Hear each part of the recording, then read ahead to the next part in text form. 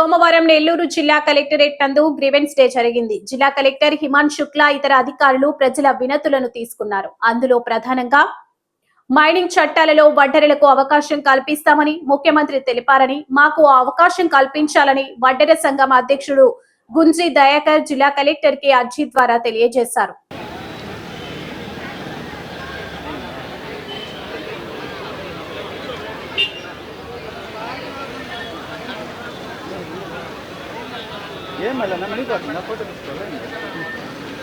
తీసుకురాలేదు, అమలుకి నోచుకోలేదు.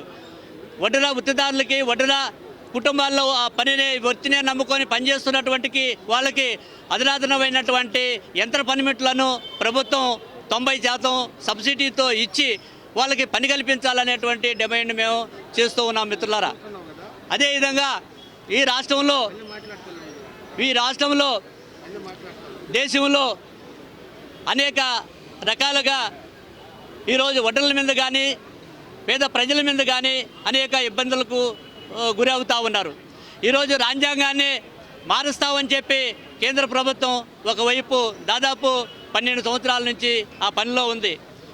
వడ్డెల యొక్క కార్మికులుగా పనిచేస్తున్నారు. కార్మిక చట్టాలని మార్చేశారు. కార్మికులకు ఉన్నటువంటి వసతుల్ని ఈ యొక్క కేంద్ర ప్రభుత్వం కాలరాస్తుంది.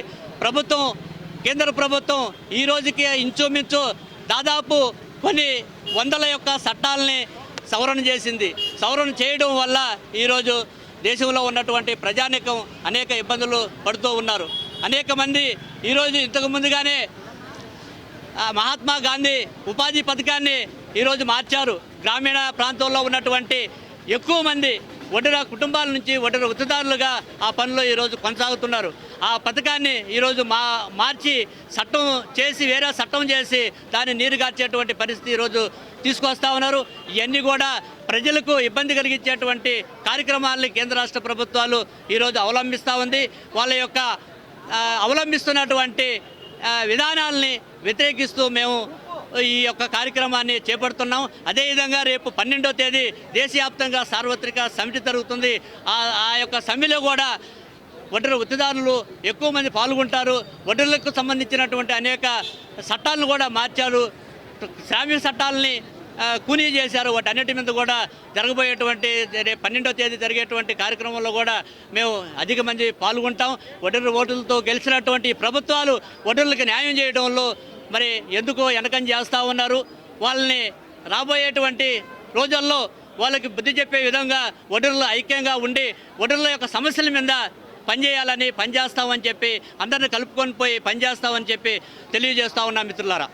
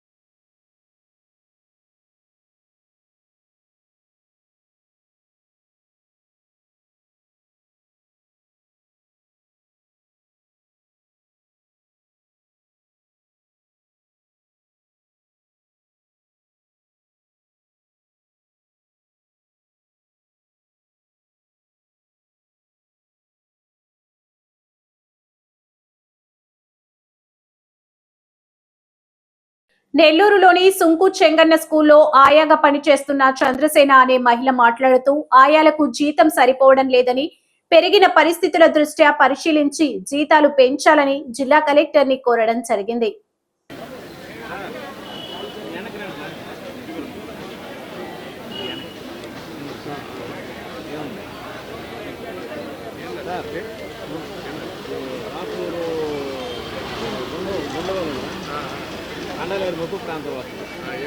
మండలం ఉండవోలు గ్రామం ప్రజలు వచ్చున్నాము కలెక్టర్ గారిని కలిసేందుకు. మా గ్రామం 30-40 సంవత్సరాల నుంచి కండలేరు రిజర్వాయర్ కింద ముంపుకు గురై ఉన్నది. అందులో మా పొలాలు మునిగిపోయినటివి, చాలా పొలాలు ఇంకా చివరి దశలో ఉన్నాయి. వాటన్నిటిని చూసి మాకు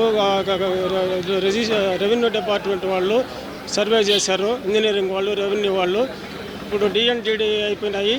వాటికి మాకు డబ్బులు ఇవ్వవలసిందిగా మాకు గవర్నమెంట్ గారిని మేము కలెక్టర్ గారిని కోరుతున్నాము.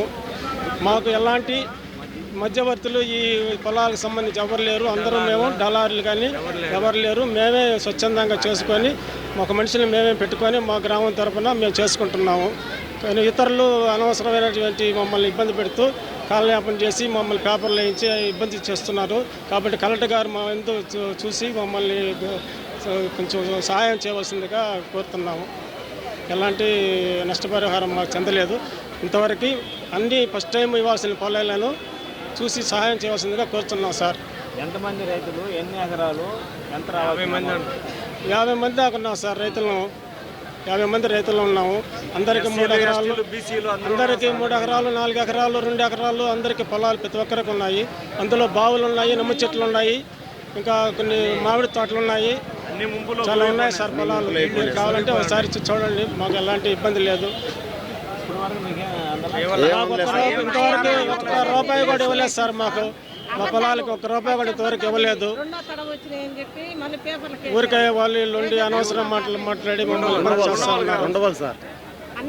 ఏం రాలేదు సార్, ఇబ్బంది పడుతున్నాం. మా గారు డాలర్లకు వెళ్ళాలి, ఎవరు లేదు సార్. మేమే మా గ్రామంలో మేము ఒక మనిషిని మేము అందరం తిరగలేక ఒక మనిషిని పెట్టుకొని మేము తిరుగుతూ ఒకరికి వచ్చి చూసుకొని ఆఫీసుల చుట్టూ తిరిగి చేసుకుంటున్నాం సార్.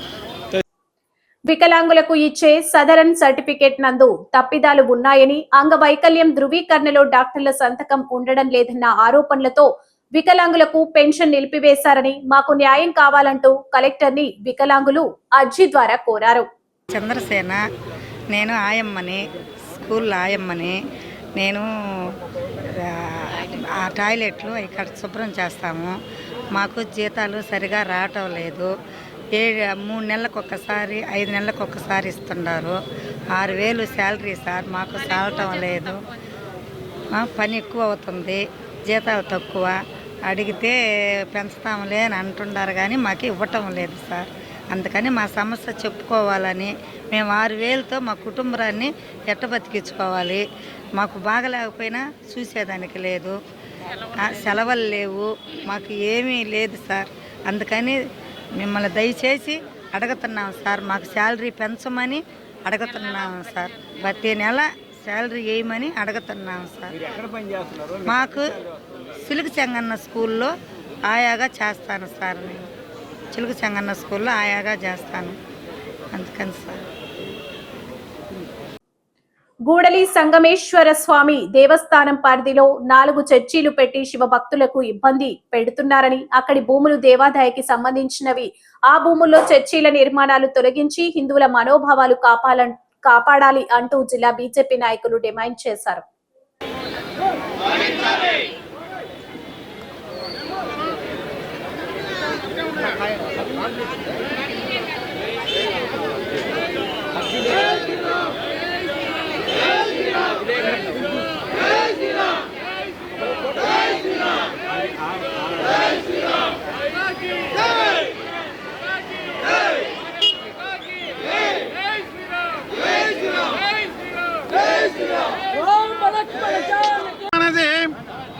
నెల్లూరు జిల్లాకి తలమానికమైనది. త్రేతాయుగ సమయంలో అగస్త్య మహర్షి తపస్సు చేసేటప్పుడు తన రుద్రాక్ష భూమి మీద పడితే అక్కడ శివలింగం ఏర్పడిందని, ఆ యొక్క శివలింగాన్ని మన పరశురాముడు స్థాపించాడని చెప్పి మన పురాణాలు చెప్తున్నాయి. గూడల శివాలయం కానీ సంగమేశ్వర ఆలయం అంటారు దాన్ని. సంగమేశ్వర ఆలయం కానీ, గోడలి కొండ మీద ఉన్నటువంటి ఆలయం కానీ, ఈ రెండు కూడా దేవాదాయ ధర్మాదాయ శాఖ పరిధిలో ఉన్నాయి. అక్కడ భూములన్నీ కూడా ఎండోమెంట్స్ ల్యాండ్స్.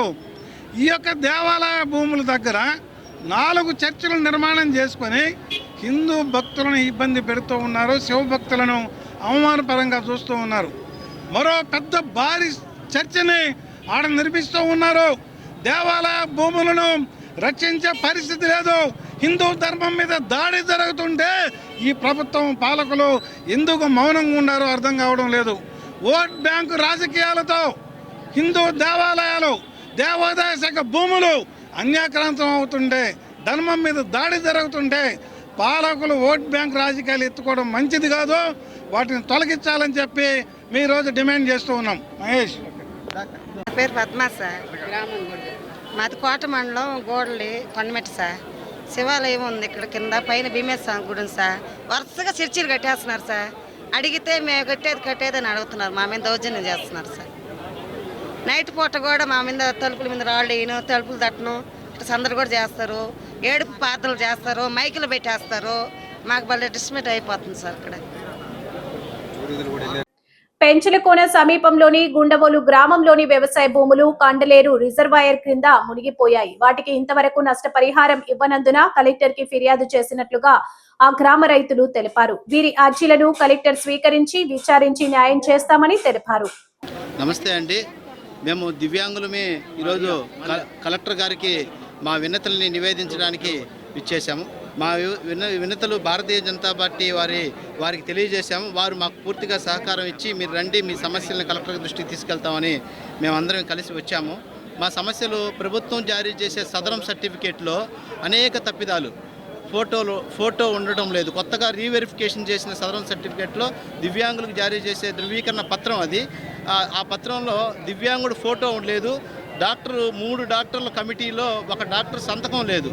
దీనివల్ల దివ్యాంగుడు ఇతర పథకాలకు అప్లై చేసుకుంటే అది తిరస్కరించబడుతున్నాయి. పర్సంటేజ్ అంటే దివ్యాంగత శాతము గతంలో కంటే ఇప్పుడు బాగా తగ్గించేశారు. అలా తగ్గడం వల్ల కేంద్ర ప్రభుత్వం జారీ చేసే ఎలక్ట్రికల్ ట్రైసైకిల్ 80% కంటే తక్కువ ఉంటే ఆ దివ్యాంగుడికి ఆ సర్టిఫికేట్ తీసుకోవడానికి అనర్హుడు అవుతాడు. కావాలన్నా దయచేసి ఆ పునఃపరిశీలనలో ఆ దివ్యాంగత శాతాన్ని మీరు మళ్ళీ పరిశీలించాలని, అన్యాయం జరిగిన దివ్యాంగులకి న్యాయం చేయాలని, మధ్యలో పెన్షన్ ఆపేసిన దివ్యాంగులకి పెన్షన్ని పునఃప్రారంభించాలని మేము ప్రభుత్వాన్ని కోరుకుంటున్నాము. ఈరోజు భారతీయ జనతా పార్టీ